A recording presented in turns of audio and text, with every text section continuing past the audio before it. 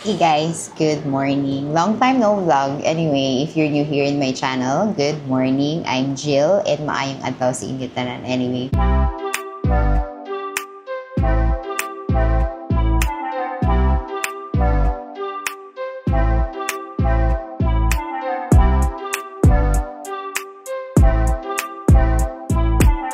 today pa lang tayo nagko-coffee and you know naman if wala tayong kape, kulang.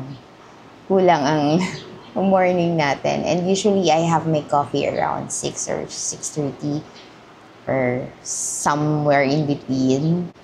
The second coffee that I usually have is in my favorite coffee shop. So, just imagine, anong oras pa lang? It's 10:20 and ngayon pa lang tayo magko-coffee. But this is not Starbucks. This is UCC. I usually buy it sa SNR. Last time naka-sale sila.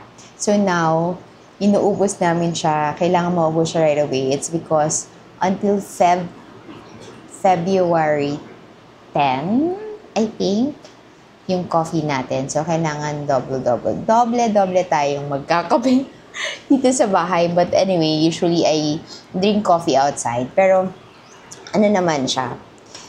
Mostly, na coffee ko sa labas is Toby's, Harlan, and Holden.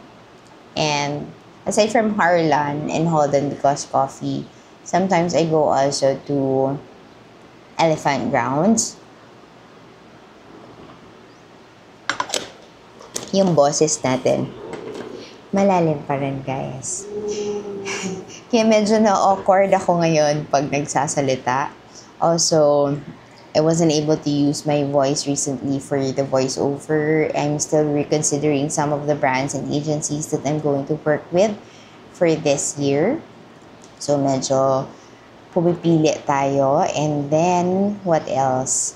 So, busy tayo sa mga doggies. Yung doggies natin, nagpapahinga. Right now, they're sleeping.